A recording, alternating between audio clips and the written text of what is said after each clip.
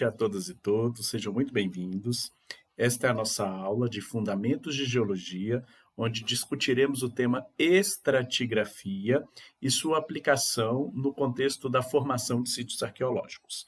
Bom, inicialmente, a gente precisa pensar o que é estratigrafia e por que ela é importante para a geoarqueologia. A ideia central da estratigrafia como um ramo da geologia é de uma área que trata do estudo das rochas estratigráficas, ou seja, o que significa isso, né? Rochas estratigráficas. Seria a gente tentar entender a organização entre os corpos rochosos que formam a crosta terrestre e tentar entender a partir disso como que nós podemos determinar unidades a partir desses corpos rochosos que são mapeáveis e que se caracterizam por distintas propriedades, né? Estabelecendo assim uma distribuição no espaço que nos permita interpretar a história geológica de uma determinada localidade. Então, numa visão geral, a estratigrafia ela é isso, né? Ela é uma área da geologia que busca entender quais tipos e como se organizam no tempo e no espaço as rochas e como é que a gente pode utilizar essa informação, utilizar essa compreensão, né, para falar sobre a história e a evolução geológica de uma determinada localidade. Bom, a gente também tem outras definições de estratigrafia que trazem isso, né, para o âmbito dos materiais não consolidados e usa a estratigrafia, os mesmos princípios da estratigrafia, para tratar do entendimento dos processos sedimentares recentes, né, e da formação desses ambientes de sedimentação moderna. Ou seja, não só os pacotes de rochas formadas ao longo do tempo geológico, mas também dos pacotes de sedimentos que se formam e se desenvolvem num tempo muito mais recente, né, da escala aí de milhares, centenas a milhares, talvez a poucos milhões de anos, e que para isso recorre a grandes contribuições, né, de áreas como a biologia, a ecologia, a física e a química, sobretudo porque são essas áreas que vão fornecer os subsídios necessários para que a gente entenda quem são, como se formam, como se caracterizam esses sedimentos, certo? Bom, então, numa ideia geral, a estratigrafia ela compreende isso, o estudo de camadas, o estudo de estratos, que nos permite contar uma história evolutiva. E aí, por causa disso, ela traz muitos benefícios, né? Como, por exemplo, a estratigrafia permite compreender a história evolutiva de um depósito e, consequentemente, da superfície estudada onde esse depósito se localiza, permite ordenar as rochas por idade, então a gente tem aí observações que são de ordem cronológica sobre esses materiais, a gente os organiza, né, numa perspectiva cronológica. Graficamente, tudo isso, né, nos dá a possibilidade de construir as colunas estratigráficas. O que seria isso? Seriam representações em seções verticais de como essas rochas estão organizadas, né, ao longo do tempo e como grande parte, né, dos conhecimentos da geologia, ela baseia-se no princípio de que o presente é a chave do passado, né? Então a gente olha a partir de elementos presentes no hoje, mas que não foram formados agora, para tentar entender como que esse passado se caracterizava e como que as coisas foram se desenvolvendo, como que elas foram se desenrolando até chegar aos dias atuais, né? Então essas são as grandes contribuições da estratigrafia e no nosso caso já fica vai ficando um pouco mais claro do porquê que ela é tão importante na geoarqueologia. Bom, aqui é apenas uma questão de como os princípios da estratigrafia foram sendo utilizados por diferentes materiais, ela acaba ganhando várias subdivisões, essas são só algumas delas, em que você tem os mesmos princípios, mas diferentes focos na hora que você está fazendo essa compartimentação estratigráfica aí dos pacotes, né, de materiais.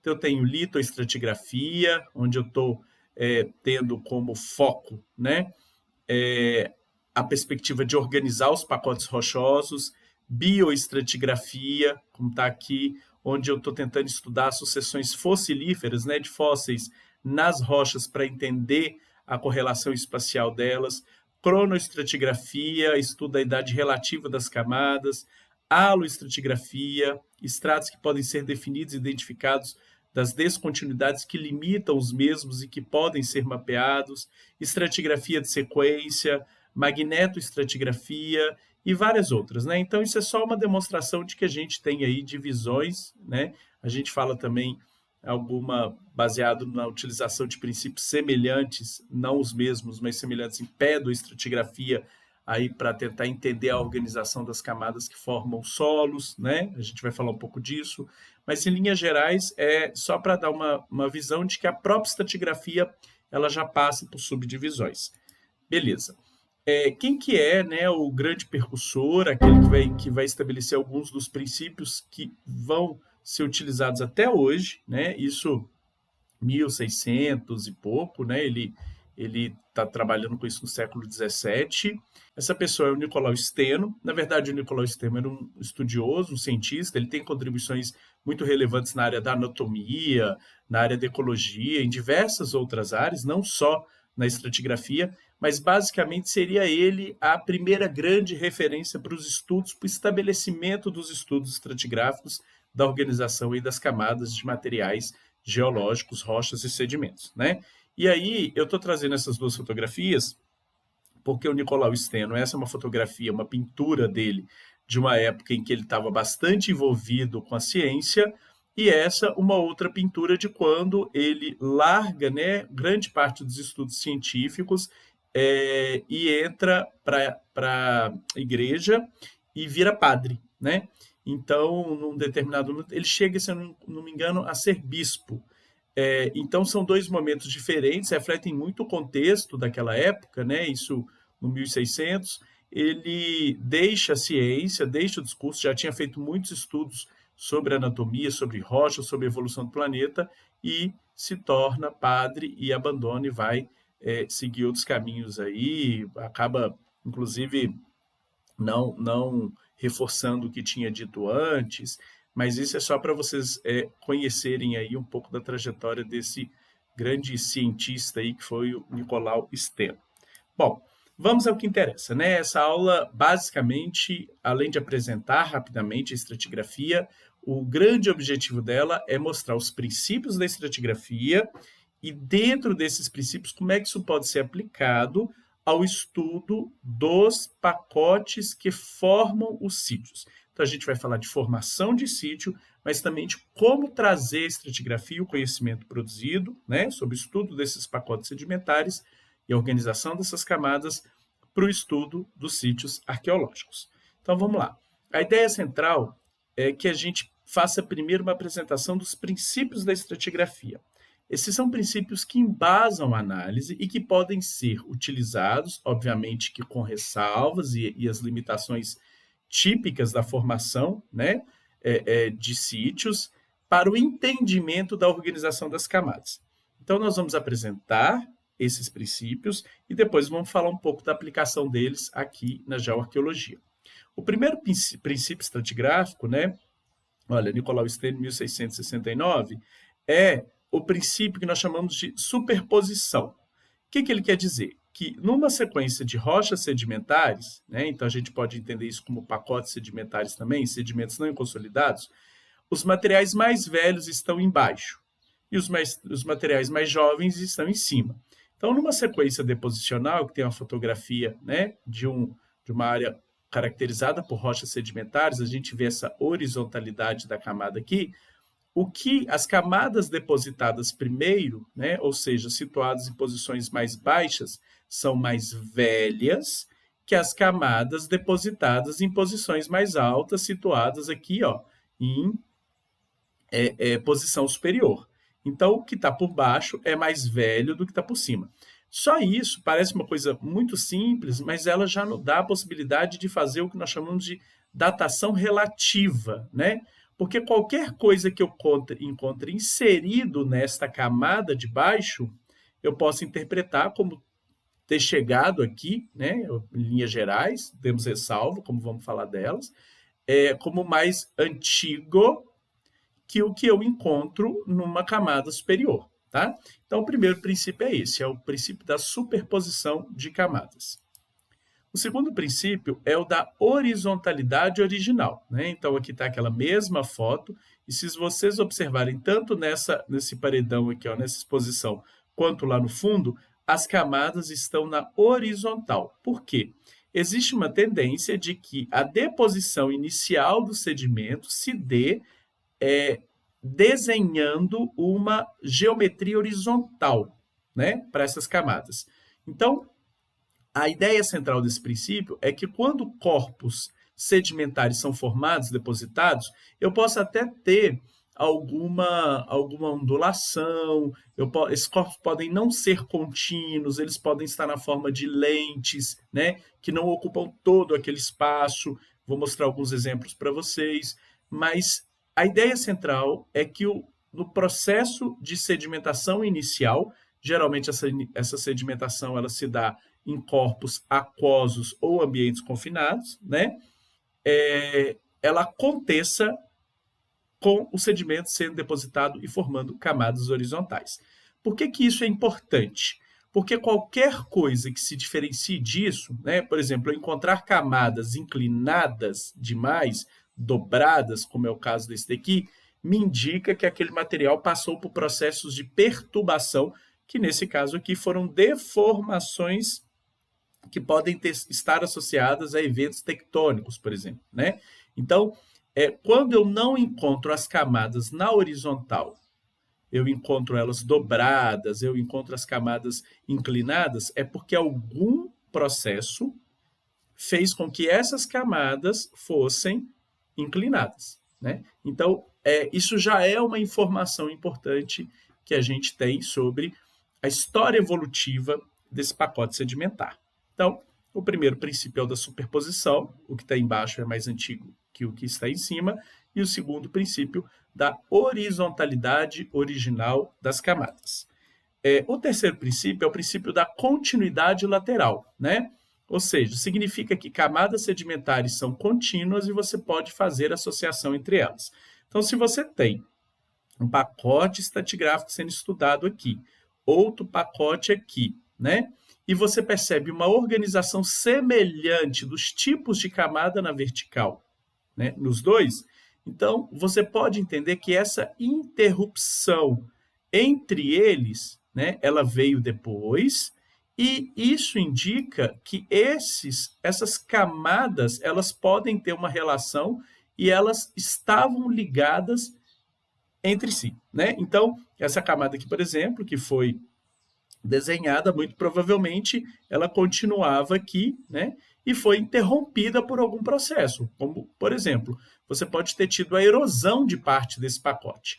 Então, deste lado, eu tenho a mesma organização que do outro, então eu posso estabelecer que naquele meio onde eu não tenho mais material, teve material e aquele material foi retirado. Por quê? Porque eu estou utilizando o princípio da continuidade lateral das camadas.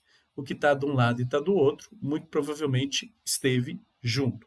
Isso pode ter sido separado por algum motivo, ou o que estava no meio pode ter sido retirado, tá? Então, o princípio da continuidade lateral.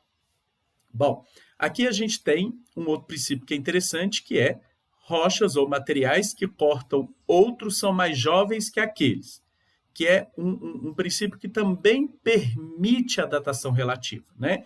Então, eu tenho uma rocha aqui, ó, vocês estão vendo, ela está toda dobrada, olha como é que as camadas dela estão todas dobradas, então você já entende aquela questão da deformação que nós falamos, e você tem um outro material cortando essas camadas, certo?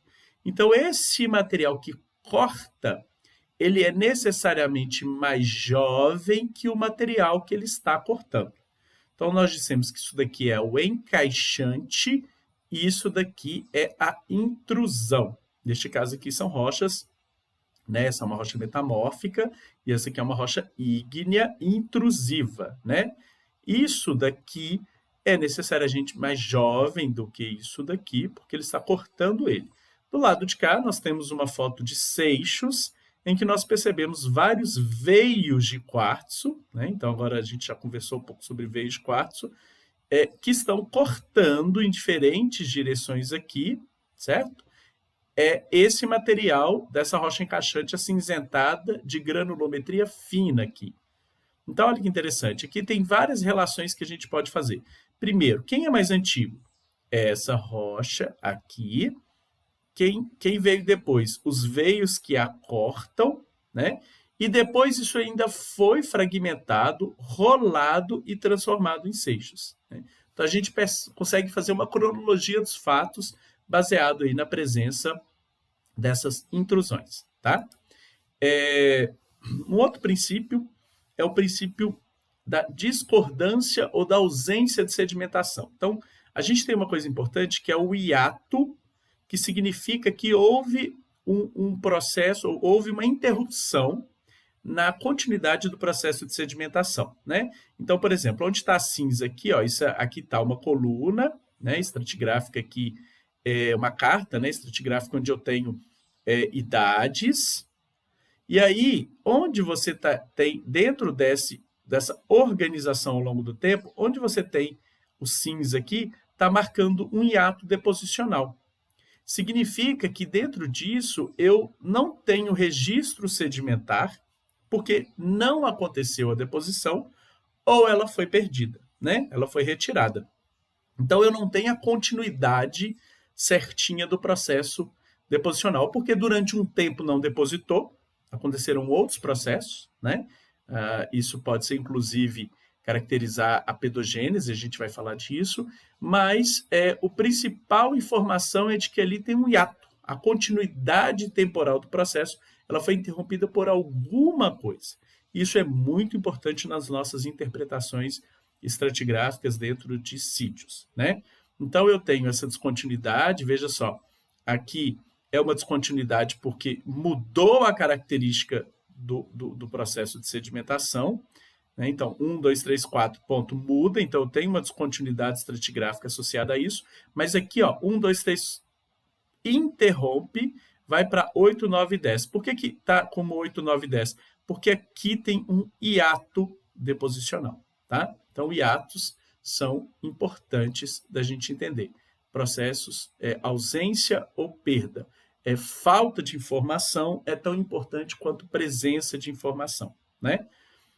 E, por fim, a discordância angular, que também é um elemento importante, onde eu tenho que um pacote sobrepõe ao outro em contato bruto, mas com camadas inclinadas em ângulos diferentes, né? Então, se eu tenho um pacote seguindo nessa direção, então observe que até essa intrusão aqui está seguindo essa direção, existe um corte, uma descontinuidade, e, de repente, o ângulo com que essas camadas estão organizadas é outro.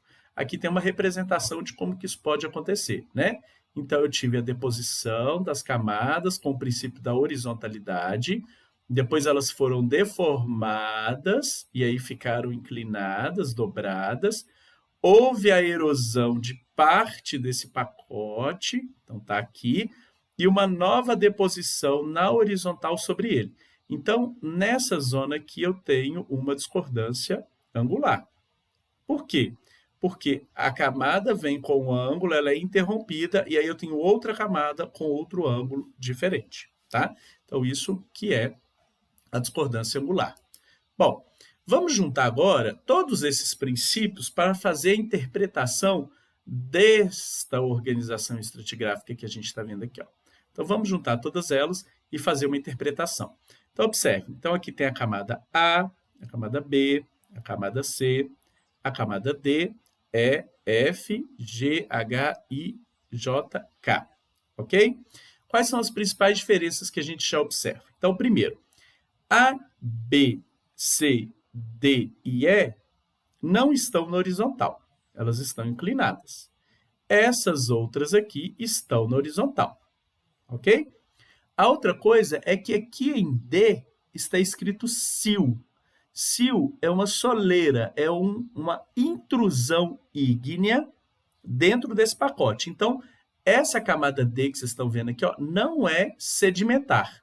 Ela é uma intrusão ígnea.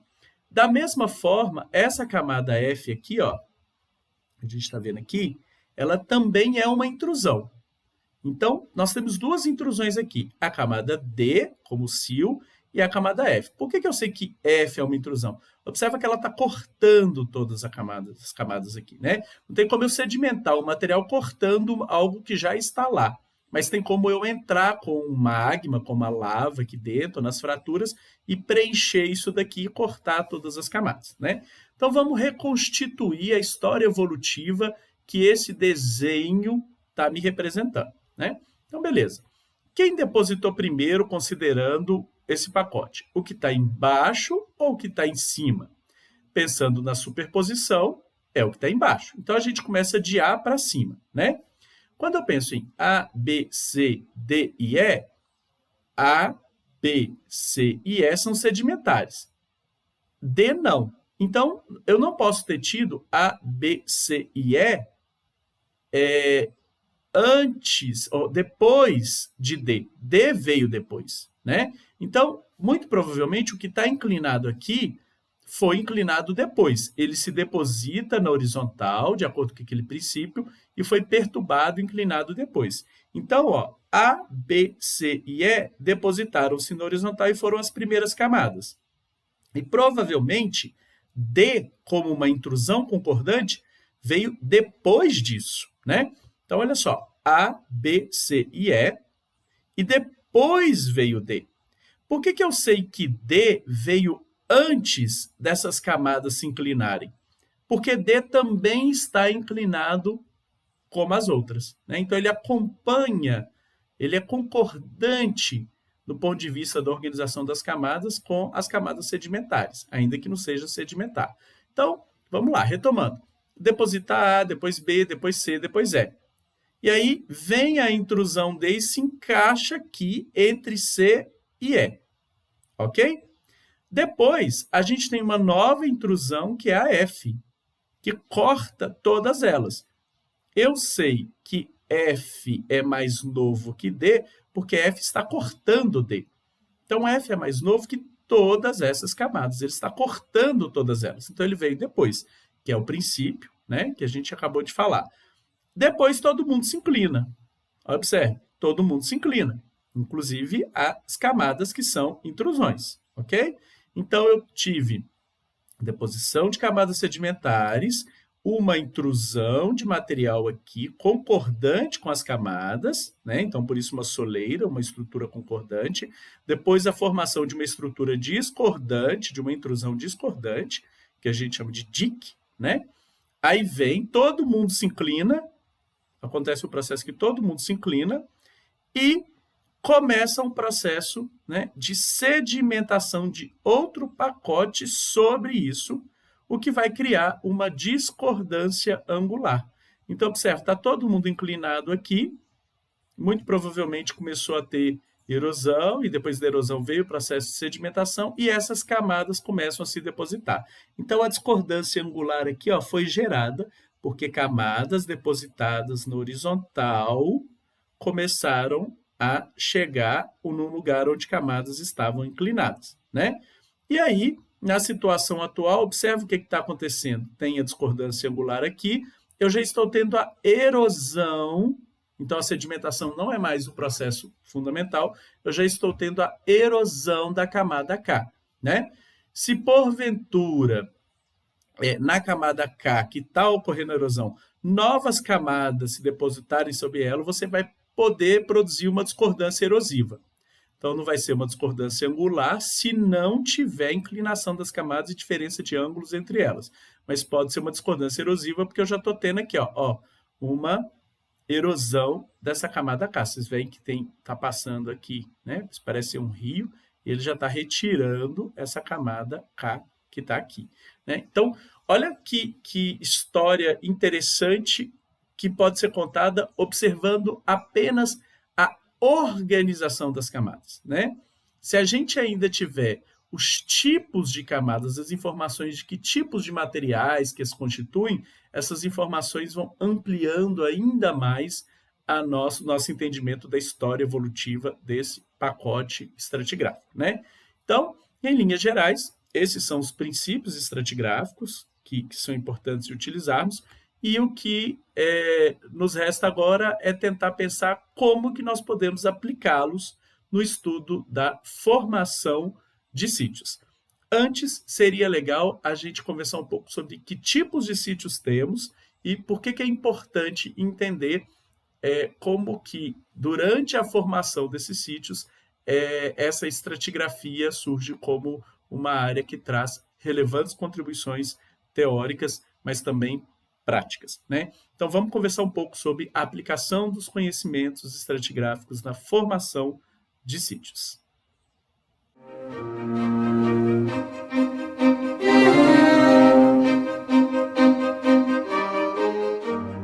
O que é um sítio arqueológico, né? Na verdade, nós não temos uma definição clara na bibliografia o que é um sítio arqueológico, até porque não é um sítio, né? São vários tipos de sítios arqueológicos distintos, né? Então, eu fiz aqui uma definiçãozinha para a gente pensar. Então, corresponde a uma instalação, a uma estrutura, a um vestígio, a qualquer coisa que é enterrada ou não. Na verdade, um local onde foram deixados vestígios humanos.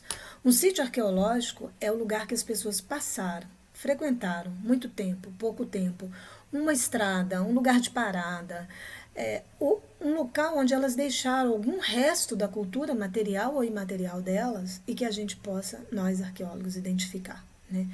Tem alguns vestígios que podem estar visíveis, então, o resto de uma estrutura, um muro, uma fogueira, instrumento, pintura, né? Ou não.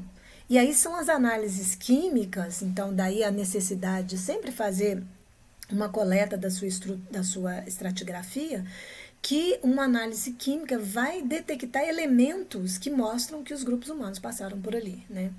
Então, um local, além disso, pode ter sido frequentado por muito tempo ou por pouco tempo, e pode ter sido frequentado por maneiras distintas ao longo do tempo.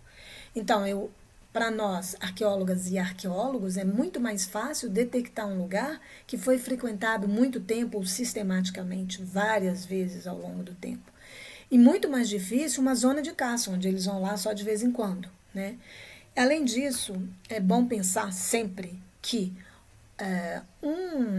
um sítio arqueológico, vamos dizer, pode ser a céu aberto ou sob abrigo, um sítio arqueológico pré-histórico, ele pode, vamos pensar no abrigo para ter uma ideia mais clara, ele pode ter sido frequentado ao longo de 10 mil anos, mas ele pode ter tido sentidos diferentes para as pessoas ao longo do tempo, até porque poderia ser grupos distintos que estavam frequentando aquele abrigo, ok? Então, assim, não é porque eu tenho pouco material visível em superfície, naquele nível que eu estou escavando, que o abrigo não foi utilizado. Eu tenho um bom exemplo disso, o abrigo que eu estudo lá, o Bibocas 2, e que ele tinha, assim, no início, nas primeiras frequentações, tinha bastante material e, de repente, esse material diminui. E quando a gente faz as análises químicas do material, o que acontece é que mesmo lá onde não tinha praticamente nada de vestígio material, teve muita gente, porque os elementos químicos mostraram que havia muita gente naquele local. Então, isso só para dizer para vocês que, às vezes, o grupo que ia lá para lascar ou para fazer cerâmica no momento, parou de lascar e fazer cerâmica lá e foi fazer um abrigo vizinho. Mas eles continuavam indo lá para fazer outras coisas e que não deixava tanto vestígio assim. Por isso é importante as análises químicas. Outra coisa importante é a questão alguns arqueólogos fazem uma diferenciação entre o local com muitos vestígios e o local com poucos vestígios. Então, na Europa, nos Estados Unidos, tem até definição, a partir de 5 vestígios é sítio arqueológico. No Brasil, o pessoal fala muito de vestígio isolado, né? Eu não uso muito esse termo, eu prefiro dizer que tudo é um sítio arqueológico. Por quê? Porque, assim, um sítio, um ou dois vestígios podem ser simplesmente o resultado do que restou de um acampamento. Então, eu posso ter tido ali uma fogueira, eu posso ter tido ali restos de fauna, eu posso ter tido cerâmica, e tudo isso foi destruído ao longo de 1.000, 2.000, 3.000 anos. E o que restou daquilo ali, pelo menos a olho nu, foi só um fragmento cerâmico, um pedaço de, sei lá, de madeira esculpido, ou um fragmento, um fragmento lítico. Ou seja, eu acho que para mim é muito complicado dizer que o que eu estou vendo é um vestígio isolado e não fez parte de uma coisa maior. Né? Porque não se esqueçam que o que a gente acha, na verdade, é só uma parte do que foi realmente um sítio muito maior, com muito mais, vamos dizer, acontecimentos. E a gente vai achar, às vezes, só um sepultamento, ou vai achar uma pintura, ou vai achar alguns restos de fabricação de cerâmica ou de lítico, né? Então, para dizer que tem arqueólogo que fala de vestígio isolado e tem arqueólogo que usa tudo como sítio, né? Na pré-história, a gente pode falar de pelo menos 3 tipos de sítios, tá? Sítio a céu aberto, sítio a subabrigo e sítio misto. E para os sítios históricos, a gente pode falar de estruturas de minas, igrejas, sítios do século, eu pus 6 aí, mas é 16 e 17. Então, você pode definir e criar uma, vamos dizer assim, uma tipologia de sítios, o que vai ajudar você a entender o seu espaço. É o que eu chamo, eu falei para vocês, eu acho que naquela outra aula, sobre metodologia de prospecção, né, método de prospecção, economia do espaço, né?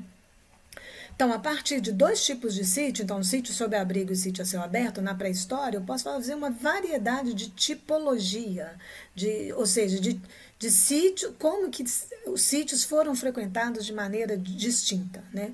Então, eu posso falar de um sítio de produção, que é uma terminologia mais neutra, em vez de ficar falando de sítio de ateliê, né?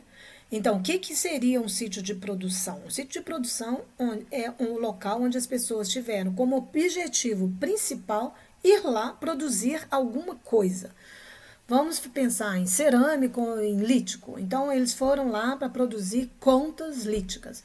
Em geral, esses locais estão relacionados com jazidas de qualidade para fazer aquele produto. Então, eu fiz muitas contas de colares, eu vi um sítio assim lá na Amazônia, o Manganês da Azul, tem 20.000 peças, quase todas relacionadas à produção de contas de colar, contas achatadas, com buraco no meio. Aí, o que é o sítio de consumo? É exatamente isso, eu vou num lugar e produzo, eu vou consumir em outro lugar. Em geral, eu vou consumir na minha aldeia, no meu acampamento, onde eu fico mais tempo. Então, como que eu defino esse acampamento, esse sítio de consumo? É lá onde tem objetos em vários estados técnicos, como na sua casa, onde você tem faca quebrada, faca inteira, faca desgastada. Então, é mais ou menos isso. Eu tenho tudo, eu tenho fogueiras grandes, pequenas, não é? Eu tenho lá os locais onde eu então transformei essas contas em colares, sabe? Os sítios de passagem, então, são aqueles sítios onde eu paro para descansar. Eu estou indo do sítio de produção a um sítio cerimonial, eu dou uma paradinha aqui para descansar, para dormir, para comer. E são sítios onde aparecem pequenas fogueiras, sabe? Com alguns restos de comida, alguma produção de... Vamos supor que eu estou afinando um instrumento que eu vou precisar ali para raspar alguma coisa. E o sítio é a vocação cerimonial, que é lá, o que eu chamo de vocação cerimonial, a gente pode falar de cerimonial, que é lá onde tem os enterramentos, as pinturas, as oferendas. Isso para dizer que um sítio de consumo, ele é só de consumo? Não. Um sítio de produção pode ser também um sítio de consumo. Um sítio cerimonial pode ser também um sítio de passagem. Os sítios, na verdade, eles se misturam, mas isso cabe a você que está trabalhando naquela área de bem entender o que aconteceu ali. E para bem entender, é importante você pensar cada sítio, cada tipo de sítio que você criou e o que você espera encontrar lá. Então, será que num sítio de produção, ou vamos fazer um exemplo melhor, será que num sítio de consumo, ou num sítio de consumo, vamos pensar, um sítio de consumo, eu vou encontrar, então, o que nesse sítio de consumo? Eu vou encontrar núcleo? Normalmente não. Eu posso encontrar os núcleos ou para poder fazer as peças líticas lá na jazida. Por quê? Porque é difícil de carregar, sabe? O núcleo de 20, 30, 40 centímetros é pesado. Então, eu posso pensar que os núcleos eles vão estar lá no sítio de produção, mas o meu sítio de consumo pode ser do lado do sítio de produção. Por quê? Porque se eu tiver uma boa jazida de matéria-prima de qualidade, ela pode ser tão importante que eu vou fincar o meu acampamento lá durante o ano todo. Então, isso para dizer que você precisa bem entender os locais, bem entender os vestígios que ele tem, para depois você criar a sua tipologia.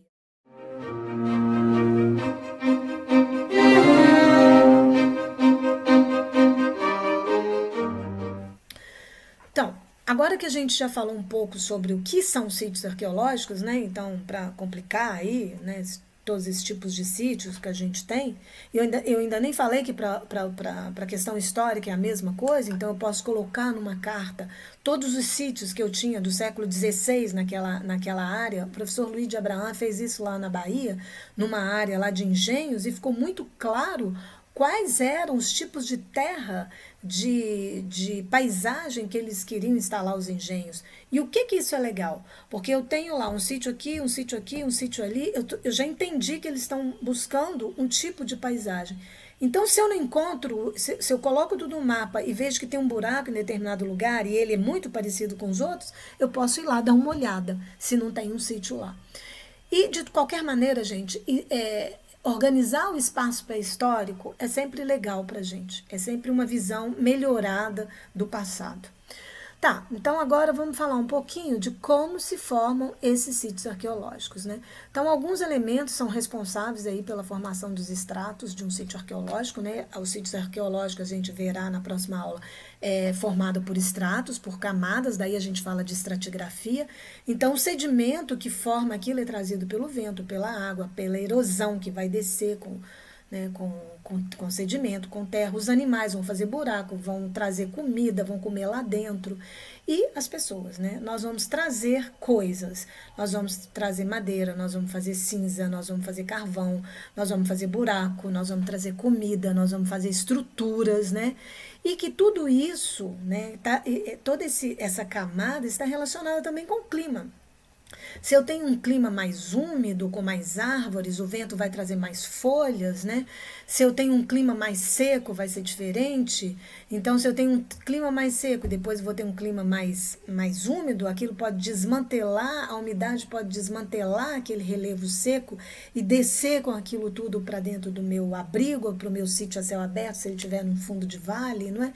Então, assim, daí a importância de fazer um corte na sua estratigrafia para levar para laboratórios, fazer análises lá físico-químicas e para entender como que essas camadas, para entender o que tem em cada uma das camadas.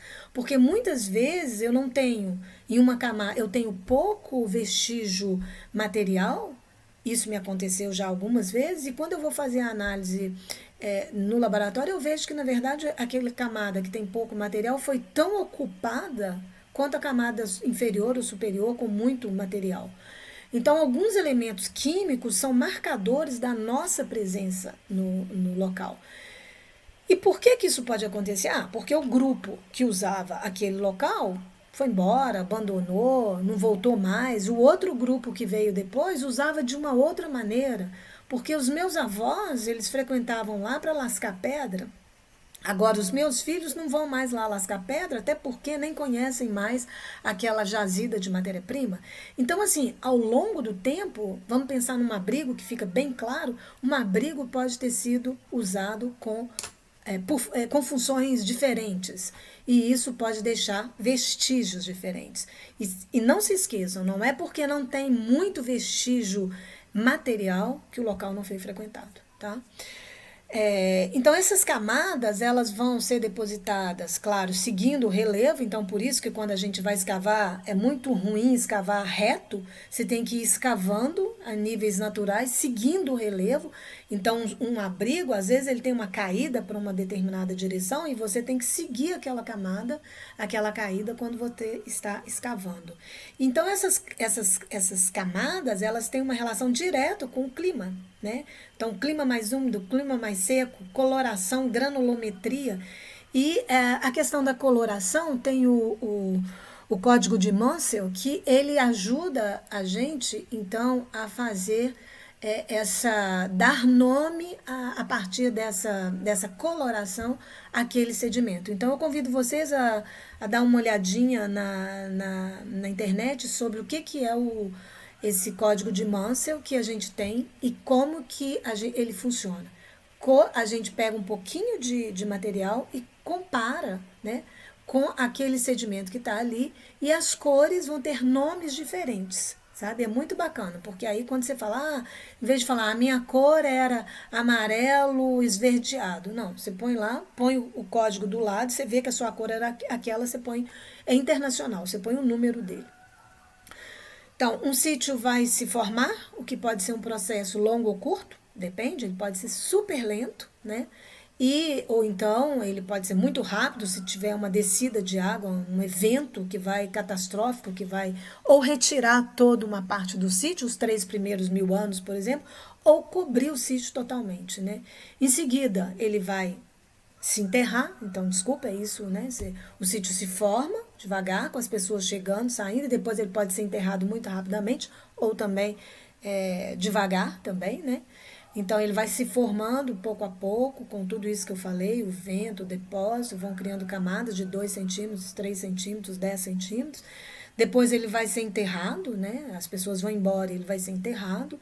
E depois que ele vai ser enterrado, vai acontecer uma gama enorme de alterações, né? A tafonomia. Então pode vir, sei lá, o que eu disse, um evento e pode arrancar um pedaço desse sítio todo. Quando eu chego lá para escavar, está faltando os 3.000 primeiros anos, eu vou achar, então durante 3.000 anos aqui o pessoal não veio. Não, pode ter sido um evento, por exemplo, uma água que entrou e retirou tudo, né? Você pode ter animais que fizeram buraco, você pode ter, sabe, pessoas que fizeram buracos lá para tirar pedras, para tirar alguma coisa. Então, tem N mil coisas que podem ter acontecido. Árvores que caíram e 100 anos depois elas não existem mais, né? Mas o buraco que ela fez foi enorme. Mistura sedimento, mistura vestígios, né? E então, nós arqueólogas e arqueólogos, a gente tem que escavar a partir da percepção que você tem desse objeto. E para ter uma boa percepção desse objeto, você precisa da geoarqueologia, você precisa entender esses sítios em todos os contextos possíveis que você é capaz de entender. Um pequeno exemplo aqui. Então, esse aqui é um sítio, tá vendo? É o Boquete, a Lapa do Boquete. Aqui são as escavações. Essa é a área. Olha, essa é a área, vamos dizer, que é protegida, onde a gente escavou. E aqui é o que eu falei do cone de dejeção. Então, como que o material pode entrar? Isso aqui atrás, ó, é o calcário, tá? Então, isso aqui é um abrigo, ele está protegendo o sítio até aqui. E aí o vento traz coisas, as pessoas trazem coisas, os animais, e aqui tem um cone de dejeção. Então, o que é um cone de dejeção? É muito legal, quando vocês entram no abrigo, olhar para as laterais para ver de onde que está descendo grande parte do sedimento que está entrando no abrigo. Então, é muito legal aqui nesse desenho, que é um desenho da Maria Tereza Moura, ver que a maior parte do que está descendo desse lado, olha, ele vai ficar no boquete externo, então, que é um sítio misto, né, sob abrigo externo, mas ele quase não entra aqui dentro. Então, isso também protege aqui essa parte, né?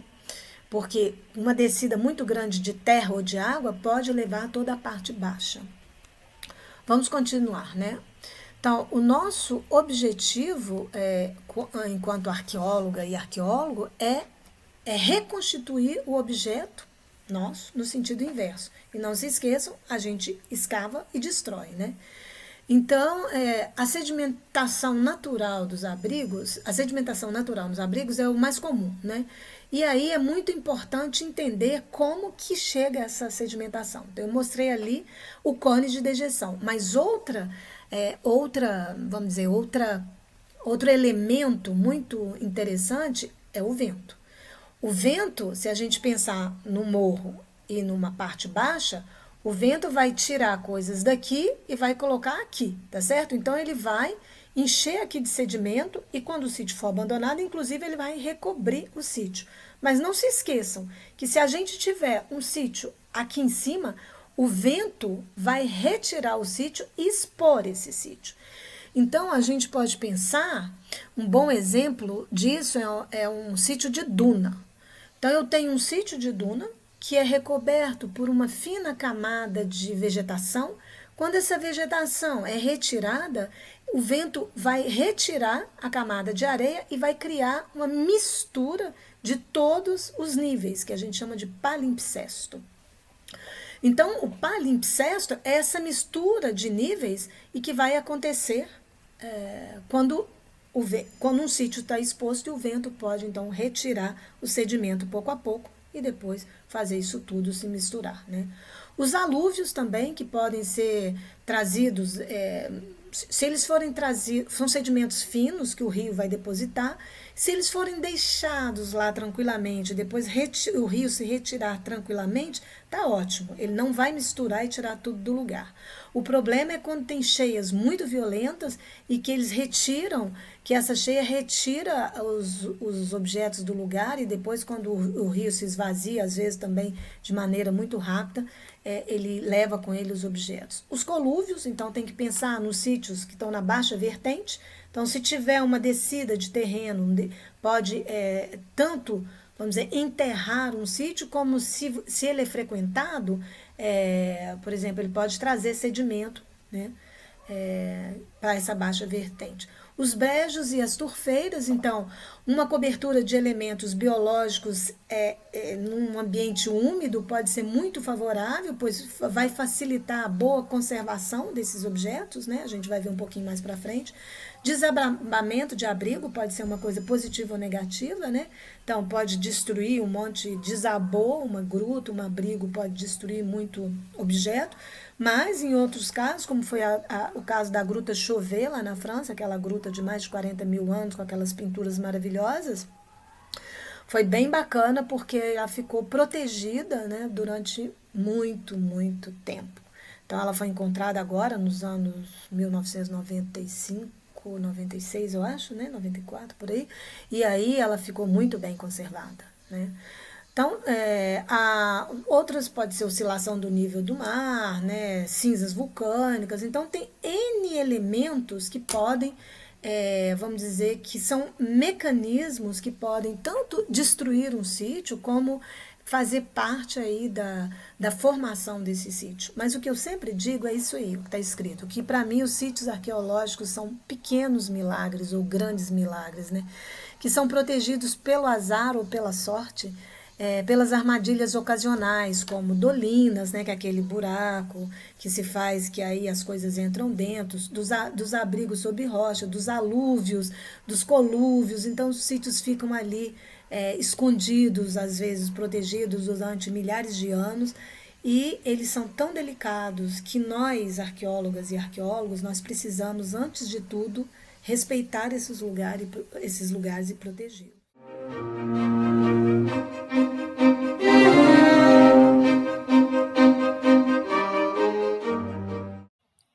A aplicação de conhecimentos estratigráficos tão simples como os que nós vimos, ela tem grande relevância no entendimento da formação e da organização de sítios arqueológicos, né?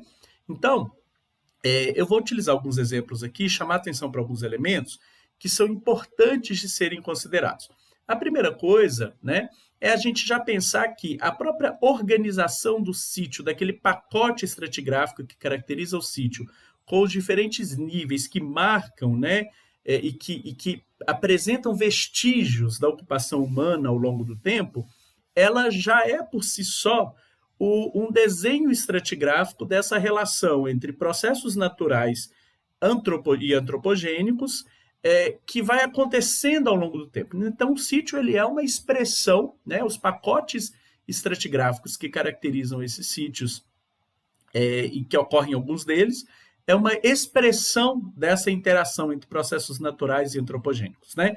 E esses processos naturais, eles são tanto de ordem geológica, estão relacionados aí à sedimentação de materiais, quanto pedogenética, associados à transformação desses materiais, quanto biológica, né? Associada à ocupação aí, e que nós fazemos essa referência, nós fazemos esse destacamento da ocupação humana como uma, né, um foco do interesse. mas a ocupação ela é biológica e ela é feita por diversos organismos, né? Vamos conversar um pouco sobre isso. Então, vamos lá. Utilizando o conhecimento da estratigrafia, a gente já pode ver com esse exemplo muito simples aqui que o que vai sendo montado é o pacote estratigráfico que vai registrando o que está acontecendo, tanto do ponto de vista natural quanto antropogênico, né? Então, um exemplo aqui de uma área, numa situação inicial, aí vem alguém, faz uma escavação ali, né? Nesse exemplo aqui, e depois vem e constrói alguma coisa, né? E aí tem o abandono. E o abandono leva ao colapso, né? E às vezes, inclusive, ao preenchimento das áreas que foram interferidas antes, né? Como a gente viu aqui, que essas áreas foram utilizadas aí para estruturar essa edificação, por exemplo. E aí, essa estrutura, que passa a ser um registro aqui, ela é, ou por processos naturais ou também antropogênicos, coberta e fica enterrada, né? Então, de baixo para cima, a gente já pode começar a entender que, quando a gente encontra essa situação, eu vou tentar fazer a reconstituição desses cenários que foram acontecendo com base no que eu estou observando aqui no hoje, certo? Então, isso para mim é um registro. Por isso que eu tenho que tomar bastante cuidado para tentar entender que o que eu estou vendo hoje não expressa exatamente o que foi acontecendo ao longo do tempo, mas ele me dá indicações para tentar entender a relação. E aqueles princípios estratigráficos nos ajudam nesse sentido, certo? Bom, então vamos lá. Uma das primeiras coisas que a gente pode pensar é que aqui está um exemplo de um desenho, né, em que eu tenho várias camadas e que essas camadas vão apresentando registros, né, através aí de vestígios arqueológicos distintos. Eu posso começar com interpretações muito simples, pensando que o que eu estou escavando em maiores profundidades é mais antigo do que o que está aparecendo na superfície, certo? Isso também pode ter sido perturbado, e a gente vai falar um pouco disso, então você também tem que pensar que pode ter acontecido algum processo de movimentação de material de cima para baixo, mas em linhas gerais, quando eu faço a reconstituição das camadas e estou com, né, a estratigrafia de um sítio pronto, esse princípio ele se aplica e ele é verídico. O que eu observo embaixo é mais antigo do que o que eu observo em cima, né? Então, sim, temos situações da inversão de camadas, mas geralmente, sobretudo dependendo aí do grau de preservação do sítio, se ele era um abrigo ou não, esse princípio se aplica, né? A outra coisa é que, normalmente, e aqui tem um desenho, né, retirado de um relatório entregue ao IFAM, né, feito por este arqueólogo, Antônio Souza, de um perfil estratigráfico do sítio chamado Nazareno, do projeto Arco Metropolitano do Rio, em que a gente vê, nesse exemplo, de maneira muito clara, que aquela ideia de que a deposição se dá na horizontal, ela realmente é verídica, o que não significa que eu não tenha algumas feições que podem estar em microescala inclinadas, né? Então, depende do que acontece posteriormente à deposição desses materiais, mas também a própria maneira como foram depositados, mas principalmente que na horizontal eu posso ter diferenças significativas, né? Então, uma ideia geral do que acontece, de como aquele sítio estratigraficamente está organizado, você só vai ter isso quando você tiver a escavação contemplando aí diferentes posições e você conseguir fazer a montagem, a reconstituição do que vai acontecendo a partir aí das diferentes, né, quadras de escavação ao longo daquele espaço ocupado, né? Porque eu não tenho nenhuma homogeneidade vertical, como também não tem uma homogeneidade lateral. Então, por exemplo, essa camada aqui, ó, que está descrita como camada castanho acinzentada, ela não acontece ao longo de toda a seção, né? Então, será que tem algum significado o fato dessa camada estar acontecendo aqui nesta posição do sítio? Isso tem que estar relacionado, né, com a interpretação de como ela se organiza na vertical e também do que você tem aqui nessa posição superficial que caracteriza ali, de repente, algum processo de sedimentação tanto natural quanto antropogênica, diferenciado para justificar a presença dessa camada, né? Então, o que eu estou querendo falar com esse exemplo? Eu estou querendo dizer que sim, o princípio da horizontalidade lateral, o princípio da continuidade lateral, todos eles se aplicam, mas o desenho final que eu tenho de uma estratigrafia, ele pode apresentar muitas variações laterais que podem mostrar uma diversidade muito grande se eu comparar com perfis estratigráficos formados apenas por processos geogênicos, processos de deposição de sedimentos aí, sem interferência antrópica, né? Então, assim, no pacote geológico eu tenho camadas que duram quilômetros. Então, durante quilômetros, você vai vendo aquela camada sedimentar passando, que foi transformada em rocha com o tempo, né? Mas, às vezes, num sítio pequeno, eu tenho variações laterais muito grandes. Então, eu preciso entender, né, essas variações laterais para fazer uma interpretação estratigráfica coerente e adequada.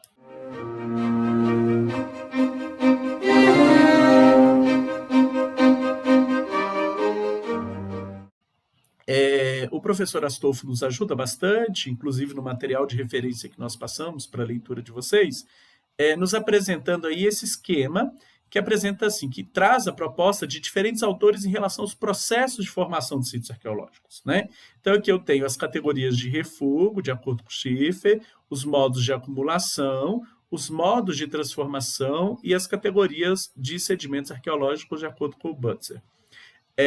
E aí, se você observar, olha, refúgio primário, refúgio secundário e refúgio de fato se materializam na proposta desses autores na forma de ambientes de acumulação ou zonas de acumulação em que os processos geogênicos são principais, então o que se acumula são materiais, né, associados a processos geogênicos, antropogênicos, então ambientes de acumulação em que o antropogênico é principal, e biogênico, né? E a gente vai trabalhar um pouquinho melhor com isso.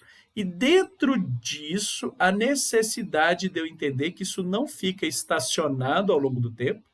A própria ocupação humana episódica, né, que pode acontecer dentro disso, já nos traz essa dimensão de que o que está acontecendo ali para a formação daquele sítio é muito dinâmico e que não necessariamente eu vou ter registros exatamente fiéis de entradas e saídas, então eu preciso considerar isso, mas que diversos mecanismos de transformação vão acontecer e vão ser responsáveis pelo produto final que eu encontro. Então, o que eu encontro hoje, ele não inclui só o resultado da interação entre entradas de materiais geogênicas, antropogênicas, biogênicas, mas ele inclui saídas de materiais, transformações de materiais, remoção de materiais, e tudo isso precisa ser considerado na interpretação estratigráfica do que eu encontro na atualidade, né? E que dentro de todos esses, os materiais antropogênicos são os de interesse primário, né, para a arqueologia, mas eles se relacionam a materiais geogênicos e biogênicos nas interpretações aí arqueológicas feitas naquele contexto. Então nós vamos dar um destaque, né, para efeitos de uso da estratigrafia para a interpretação da formação de sítios, a modos de acumulação e modos de transformação, né? Eu começo falando dos tipos de sedimentos, que são geogênicos, biogênicos e antropogênicos, né? A gente tem que pensar no material antropogênico que foi deixado ali, que chegou até ali por algum processo de transporte, como um tipo de sedimento, né? Que está presente, mas que tem uma interpretação diferenciada. Mas, basicamente, esses são os três grandes grupos, né? Então, o que eu tenho de geogênico? O que pode ser de origem geogênica?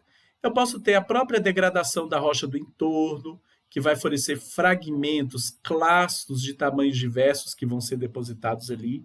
Isso pode não acontecer de forma regular ao longo do tempo. Posso ter eventos ao longo do tempo que colocam ou retiram sedimentos.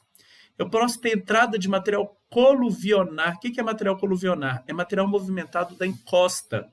Então, se são sítios abrigados de fora para dentro, ou se são sítios a céu aberto, das encostas do entorno, através da erosão, de movimentos de massa, né, que transportam solo e podem enterrar aquilo ali, né, podem começar a fazer parte daquele sítio, porque chegaram ali.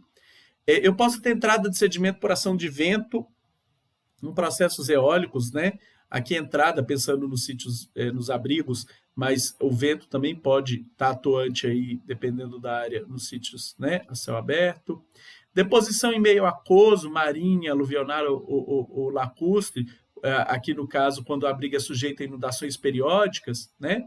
E precipitação química de materiais, né, como nos sistemas carbonáticos, estalactite, estalagmite, travertino, vamos ver o que é isso, né? Nós vamos conversar sobre caixa aqui ainda. Mas basicamente o próprio sistema ele inclui materiais que se formam ao longo do tempo. Então isso vai estar lá, pode estar lá registrado no pacote. Então diversas fontes geogênicas de sedimentos para compor esse sítio.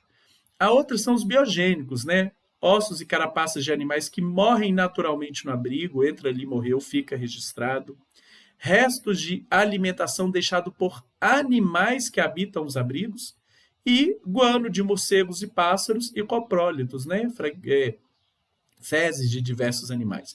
Então, os animais também vivem, também habitam, também ocupam, também inserem materiais e também transformam, né? Isso é importante. Nós separamos os humanos como um tipo de animal específico, né, para os nossos estudos, mas temos que lembrar que aquilo é um meio vivo e que aquele registro sedimentar que caracteriza o sítio também tem interferência de outros organismos.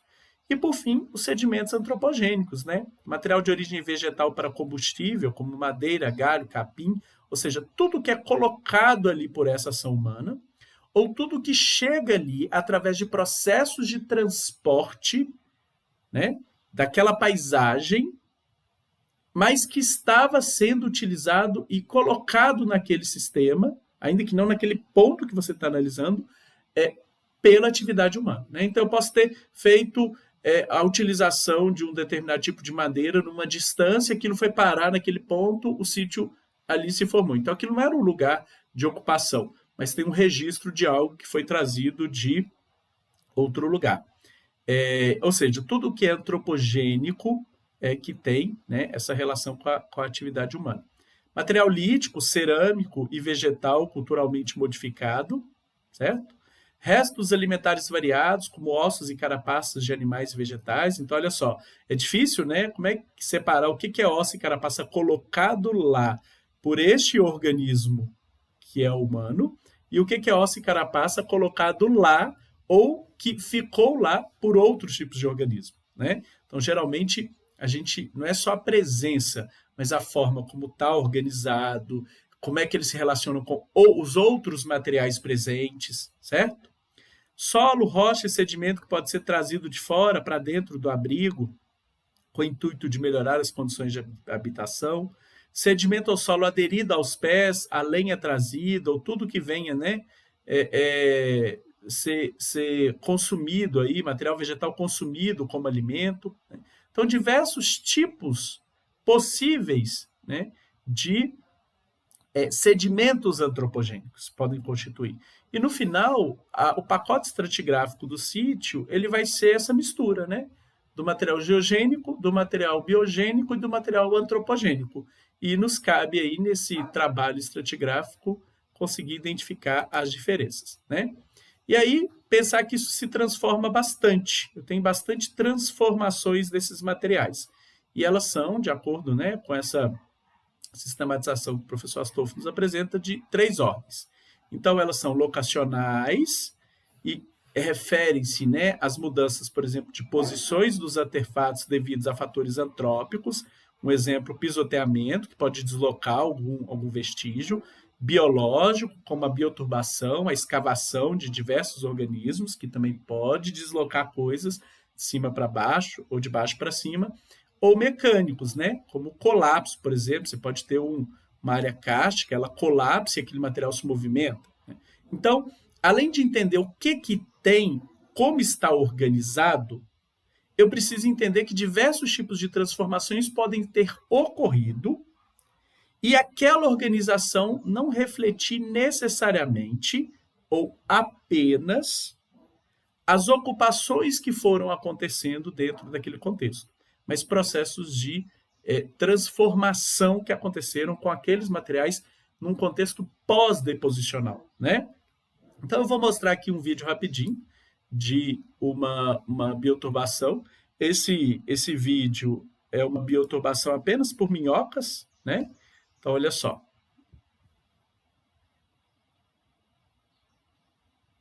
Observem que eu tenho os pacotes organizados no horizontal. Isso aqui é simulado, tá, gente? É uma simulação. Então, os pacotes organizados na horizontal e que elas estão transportando material de um lugar para o outro. Isso só pensando em minhocas e só pensando em minhocas que vivem na superfície, porque você tem minhocas que vão em grandes profundidades.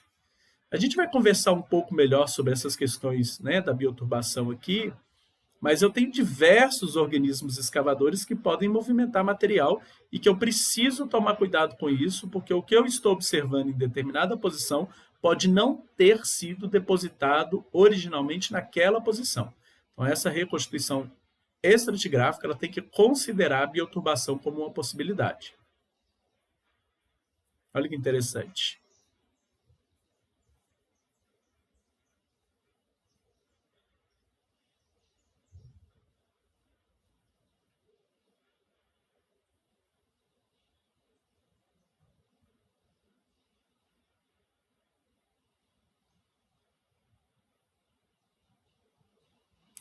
Bacana, né? Bom, tá aqui a indicação para quem quiser ver esse vídeo e vários outros sobre bioturbação. Muitas simulações muito interessantes de vários tipos de organismos, cupins, formigas, tatus, né? Sobre bioturbação. Então, o primeiro mecanismo de transformação importante é o locacional, em que as coisas mudam de lugar por diferentes agentes. Precisa ser considerado no estudo, né, da formação de um sítio, tanto quanto a composição daqueles sedimentos. Os dois outros são os mecanismos de transformações de ordem física e química. Os físicos, né, as transformações físicas, elas refletem principalmente quebra, queima ou reaproveitamento de material dentro do sítio. Então, você pode ter o próprio pisoteamento, que nós falamos dele, né, como uma forma de mudar um vestígio de um lugar para outro, ele pode quebrar alguma coisa. E esse pisoteamento ele acontece não só na atualidade, mas ao longo de várias fases de ocupação de um determinado sítio, por exemplo, né, que caracterizam o processo de formação dele. Então, eu posso pensar que a transformação desses materiais fisicamente, ela vai acontecendo ao longo do tempo e que isso pode estar registrado, isso tem uma informação importante, né, para a minha interpretação estratigráfica de formação do sítio. E químico envolve todas as transformações químicas e, às vezes, até refletindo na formação ou transformação de novos minerais associadas aos diversos processos que acontecem ali, né? Que se referem ao intemperismo, à pedogênese e que podem ter, inclusive, associação com a ocupação, né? Podem ter uma natureza antropogênica. Então, eu tenho diversas transformações químicas que podem ser naturais, que podem estar associados ao próprio ambiente e à evolução daquele sítio em associação com o contexto da paisagem onde ele se insere, né? Então, isso pode, inclusive, mudar ao longo do tempo, mas também posso ter transformações induzidas pelas próprias ocupações que ali acontecem, né? Como exemplo, as fogueiras. Você pode até ter minerais que são induzidos e criados por causa dessas fogueiras. Eles são, inclusive, utilizados por nós como marcadores. Vamos falar melhor disso mais adiante. Em linhas gerais, o que a gente está querendo dizer agora é que a interpretação estratigráfica ela tem que considerar essas transformações químicas e físicas ao longo do tempo, né? Tal como as locacionais, mas as físicas e químicas também.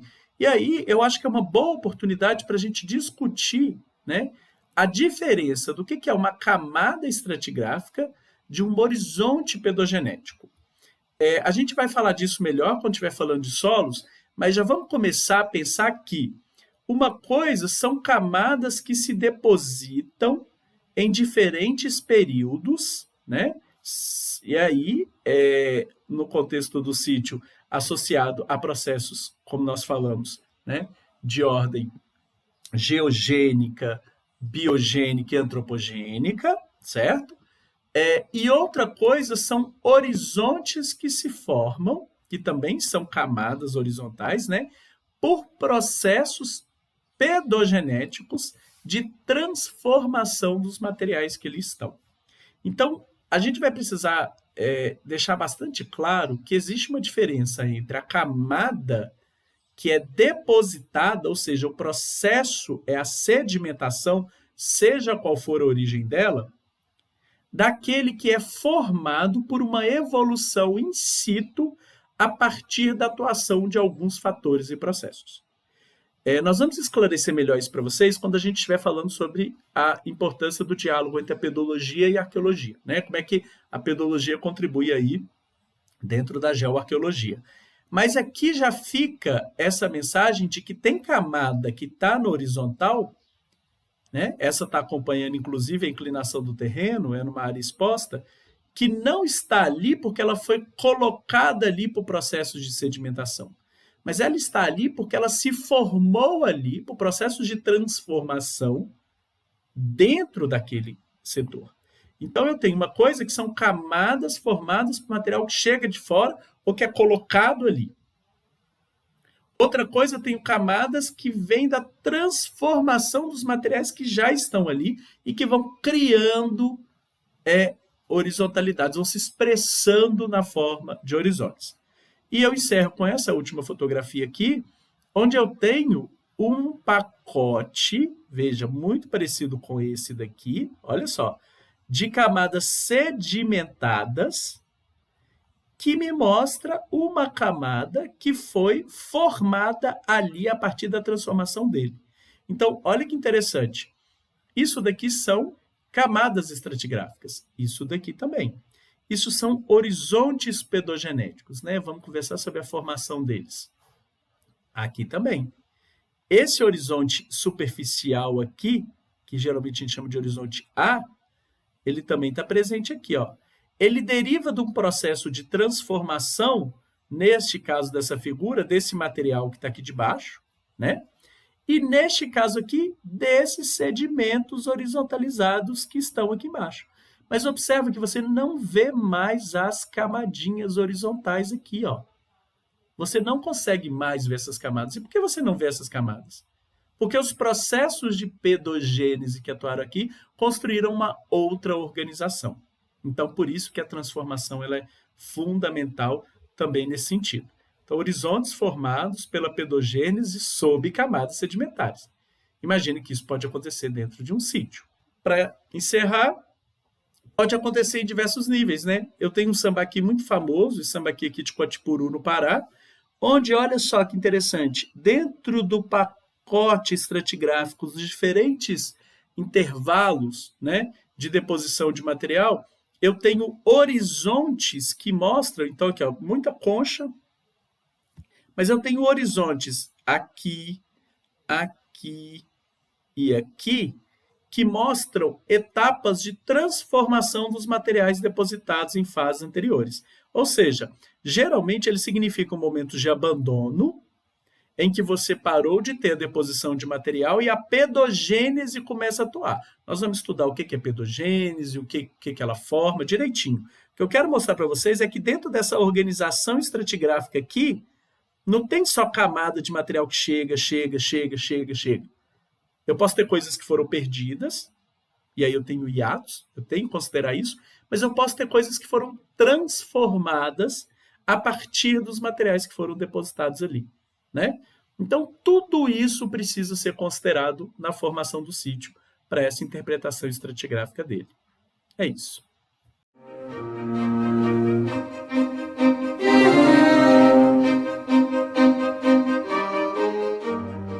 Então, aqui nós temos dois sítios, um sítio a céu aberto, né? Eu estou fazendo essa primeira foto da esquerda em direção ao rio, mas eu estou fazendo do sítio, ele é em frente a uma corredeira, lugar muito importante para ter sítio arqueológico, a gente pode falar disso no nosso encontro. Por que uma corredeira é um bom lugar para ter sítio arqueológico? E aí é o exemplo do sítio aí com vários esqueletos, aí a gente está falando de cemitério, tem mais de 40 enterramentos, né? Entrada de gruta, gruta, né? Então aqui é uma gruta, não é só uma entrada, né? Porque em geral nós temos entradas de gruta. que foram ocupadas. E aí tudo isso aqui é com pintura, né? E o problema é que aqui tem uma entrada de água que desce muita água aqui no período de chuva que pode ter levado todo o sedimento que tinha aqui. Do lado direito aqui é um sob-abrigo, então aqui nós temos um abrigo, tá vendo, em altura, porque olha, o sedimento hoje está lá embaixo, né? Mas é possível que em algum momento tivesse sedimento aqui ou que aqui tenha restado um pouco de sedimento, olha. Aqui tem um pouquinho de sedimento, né? Mas você pode ter locais onde não tem sedimento nenhum, né? Então, às vezes, a gente pode encontrar alguns objetos escondidos lá, pinturas, né? Mas às vezes não tem o sedimento para escavação. Tem aqui o forno, é o famoso, é um sítio histórico, né? Fornos de carvão. Aí esse aqui é o famoso rabo quente, né? Que é um tipo de forno que é uma técnica, que é uma tecnologia que eles estão deixando agora quase está parando de se usar.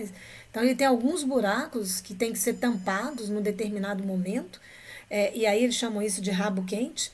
Então é um forno que está desaparecendo, por isso que eu falo, não precisa ser um sítio arqueológico de 10 mil anos. Esse aqui ainda tem pessoas que fazem essa tecnologia de forno, mas cada vez menos. Então, eu, por exemplo, Débora Duarte Talim e eu decidimos que isso aí era um sítio arqueológico para nós. Ainda tem isso. Vocês, arqueólogos, daqui a pouco terão que decidir se aquilo é ou não é um sítio arqueológico.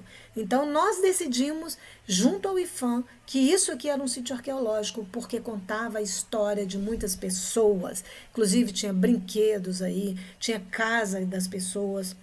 Então, a gente conseguiu fazer disso, isso foi um trabalho de arqueologia de contrato, um local de guardado como sítio arqueológico. Sítios históricos mais e menos recente, aqui um mais antigo, né? Então mas aqui são tijolos, aqui já é um tijolinho de adobe, aqui ele foi refeito, então um tijolo já cozido, mas aqui a gente tem também janelas antigas com cores antigas, viu? Tem a questão da cor também tem uma relação com o tempo, né? As escolhas do período, né? E também sítios históricos bem mais recentes, olha, que vão desaparecer rapidamente. Isso aqui são topos de eucalipto, isso aqui era um local que as pessoas viviam e produziam mudas. E elas foram embora e aí isso vai desaparecer muito rapidamente. Então, apesar de tudo, a gente precisa contar a história dos eucaliptais também, porque naquela história dos eucaliptais está envolvido muita gente passou fome, inclusive, em torno dessas plantações de eucalipto. Passou e passa. Então, muros históricos, olha, aqui a gente tem um muro antigo que está seguro por uma gameleira e aqui nós temos igrejas abandonadas, né? Inclusive essa igreja nunca foi terminada, ela está na margem de São Francisco, onde o Rio das Velhas deságua. Então, para mostrar que você pode ter que tomar certa decisão enquanto arqueólogo, por exemplo, eu sei que essa igreja é tombada pelo IPHAN e eu fiquei sabendo que eles cortaram essa árvore aqui agora. Então, você pode ter que tomar uma decisão desse tipo. O que faz mais mal? A árvore ou a ausência da árvore? Porque, olha, muitas vezes as raízes, elas seguram, no caso aqui, parecia que ela estava segurando a parede dessa igreja. Mas pode ser que com o passar do tempo ela vai abrindo, que o melhor seria, então, cortar a árvore. Então, isso foi só alguns exemplos de sítio. Eu agradeço e a gente se vê na próxima aula.